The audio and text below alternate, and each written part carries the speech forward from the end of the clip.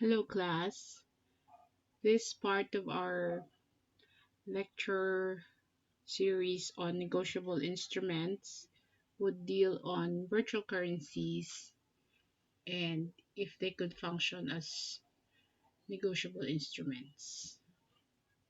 So here we have a frequently asked questions uh, publication from the Bangko Sentral ng Pilipinas discussing virtual currencies. So what is a virtual currency? It is a type of digital currency created by a community of online users. They are stored in what they call e-wallets and transactions are done online. This is not guaranteed by central banks or any government authorities. However, virtual currencies are transferred within the community of users. So they use it to buy virtual items such as games, apps, and sometimes these translate to real goods from online shops, merchants willing to receive virtual currencies as payment. So, in a sense, now VCs are used as a medium of exchange. Remember that we talked of negotiable instruments as substitutes for money to facilitate exchange. So, VCs may also be exchanged for to and from actual cash, or what we call fiat money, through people or companies that are part of the community of users. So, how does VC differ from cryptocurrency? So, your VC is the more general term because it covers different types of uh, virtual currencies. So, you have different business models such as centralized, wherein you have one entity or individual that issues the VC, or you have a decentralized business model wherein you don't have one individual or entity, but rather you have several entities or individuals that maintain the VC. As for convertible business models, that is your VCs that can be exchanged to fiat currency. When you say fiat currency, these are commodity money. That is money that is exchanged. Let's say for us in the Philippines, we do not recognize dollars and euros as legal tender, but we consider them as commodity money because we understand that these monies are backed up by their own governments. So we call them fiat money. And then finally, we have cryptocurrency. So cryptocurrency is a type of VC that uses cryptography. So cryptography is a way of storing and transmitting data in unreadable form so that at the end of the day, no hacker can interfere with the transaction. You are assured that your intended receiver is the only one who can read and process it. So cryptocurrency transactions are more or less carried out in a decentralized manner. So you have different users maintaining the transaction ledgers. So our most first and most popular cryptocurrency is Bitcoin that was introduced in 2009. So how Bitcoin works? As a user, you set up a Bitcoin wallet using your computer or your cell phone. Now your software wallet will interface with wallets of other Bitcoin users.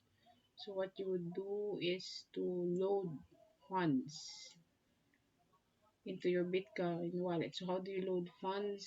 You either purchase from a Bitcoin exchange or from another person using Bitcoin.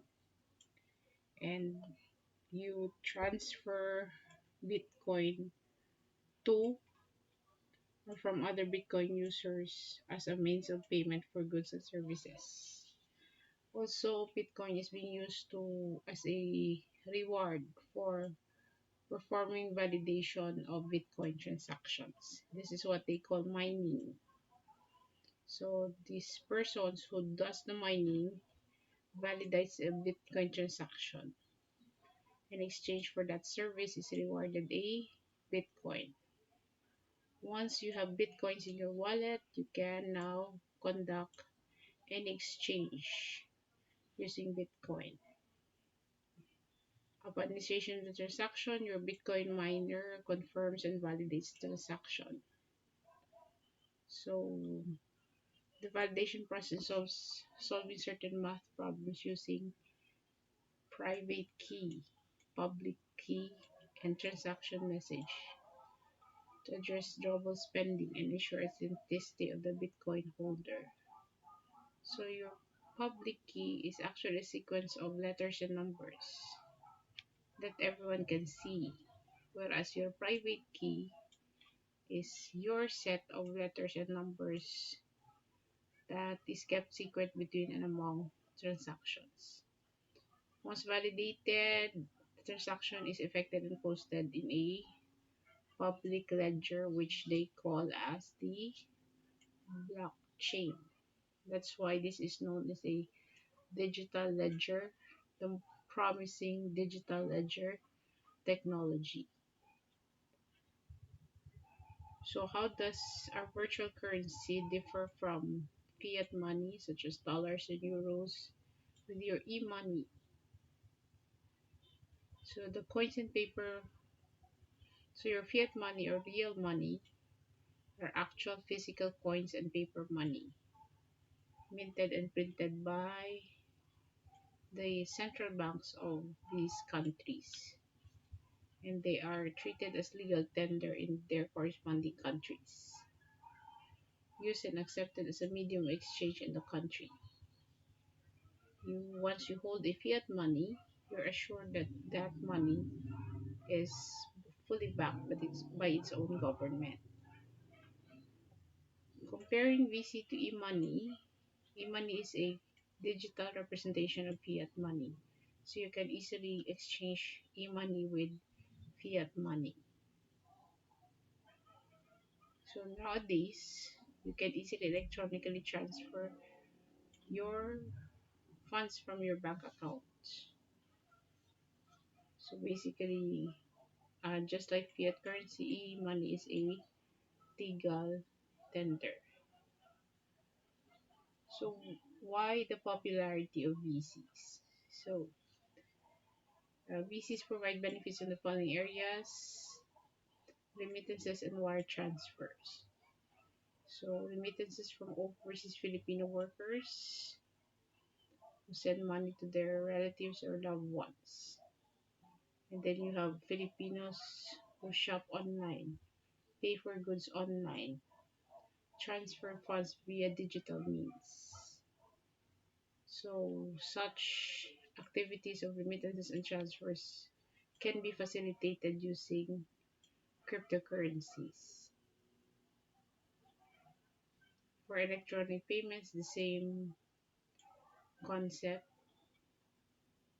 Basically, you have the Philippines as a strong user of social media, mobile technologies, and other innovative platforms.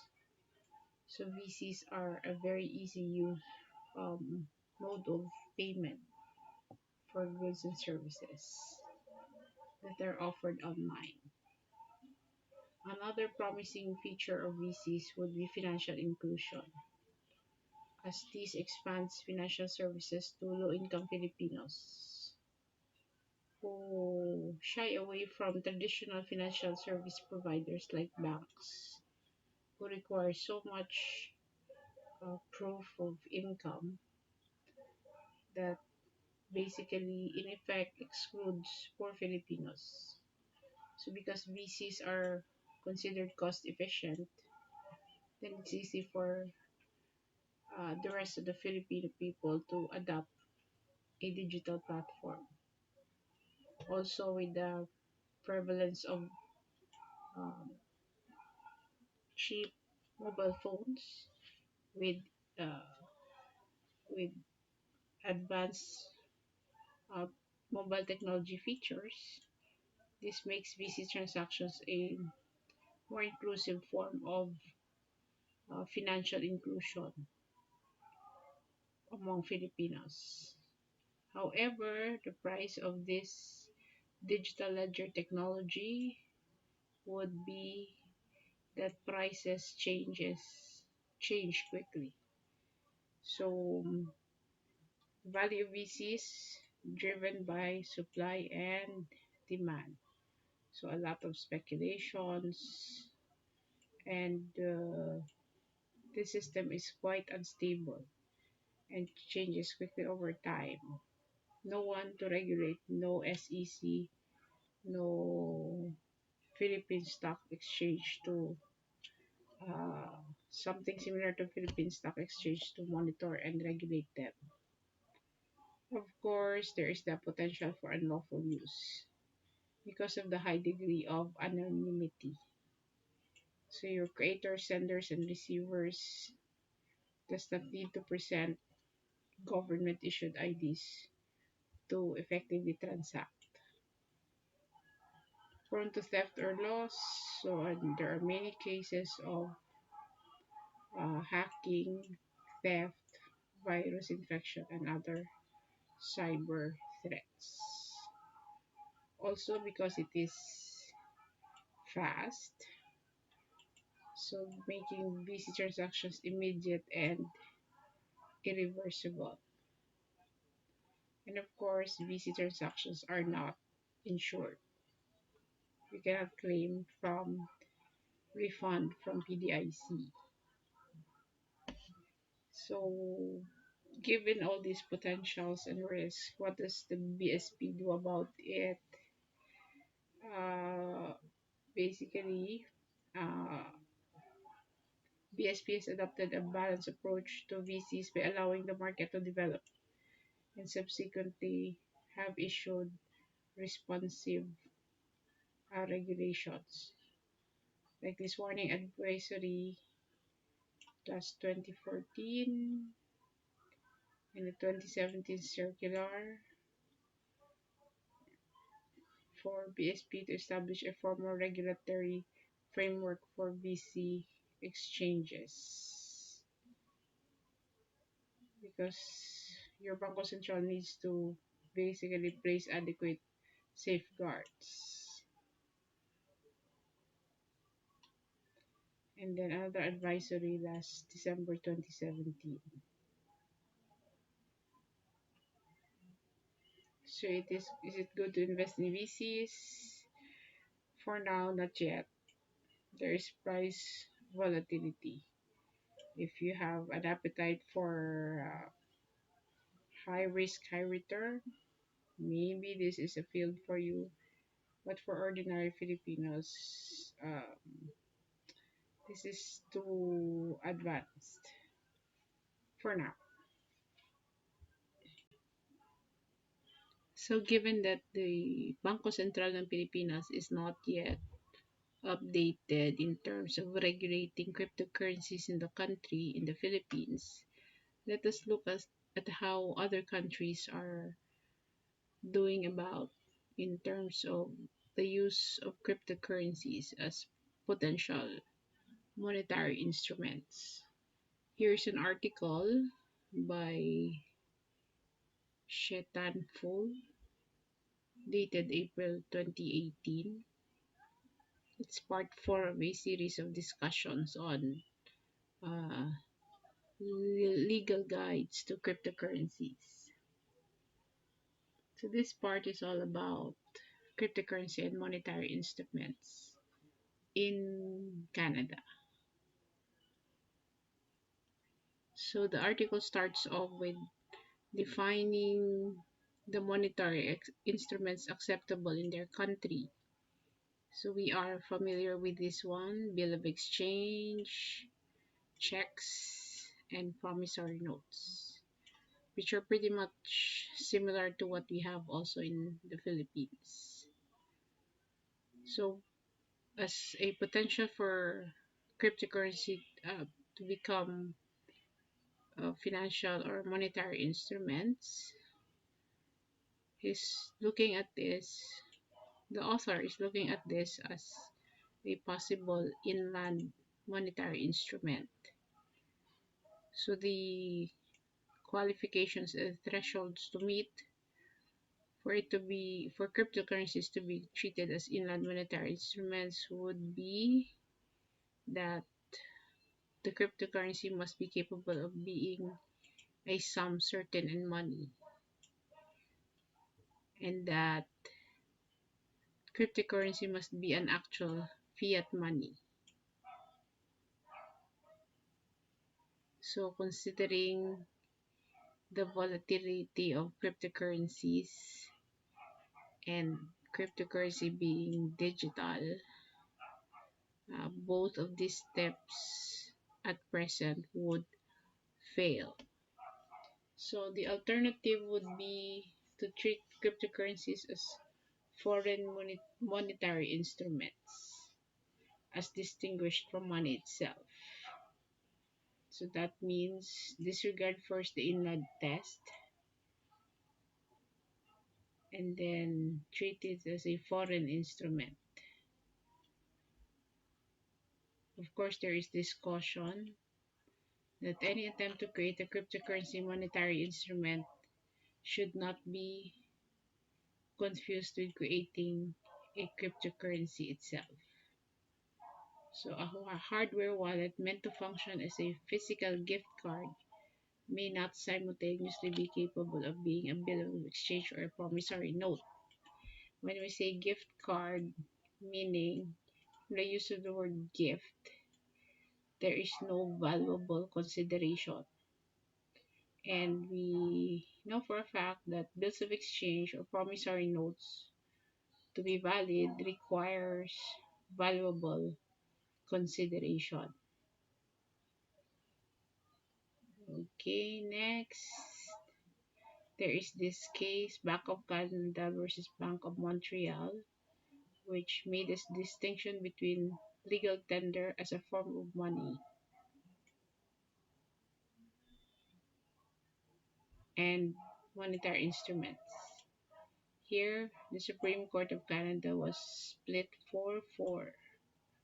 The dominant opinion found that the promissory note could itself be a legal tender, and there was a dissent opinion that money itself must be distinguished from promissory notes, which is how the Philippine law looks at it. Then their parliament subsequently gave a legal effect to the set through a statutory amendment. So now the Bank of Canada notes are now officially legal tender, which is treated as a subset of money and another bills of exchange nor promissory notes.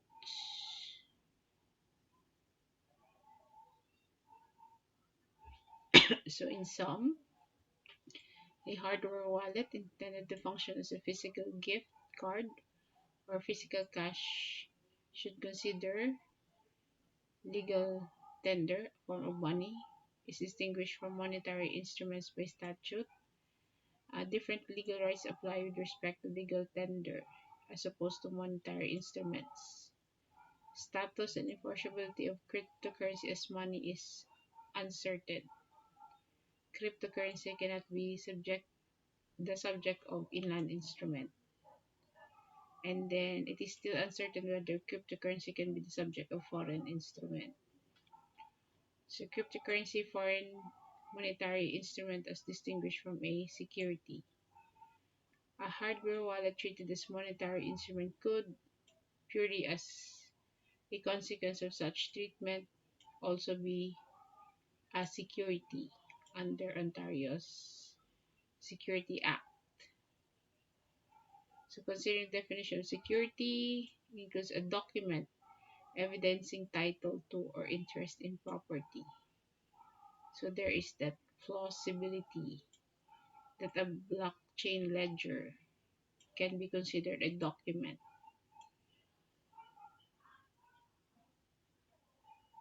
uh, a communication prepared and transmitted, only that it is in electronic form. Could so such document could potentially point to the hardware wallet as security, where the hardware wallet is subject to trades. So this will be open to future cases to consider whether a hardware wallet constitutes a security, whether any complications arise if it currently exists as a monetary instrument. So any conflict between existence as security and monetary instruments would require deeper analysis. Okay. So in conclusion, cryptocurrency does not naturally fit with the present law of monetary instruments. Legal consideration is therefore essential if you are to involve in the creation, use of the cryptocurrency as a monetary instrument.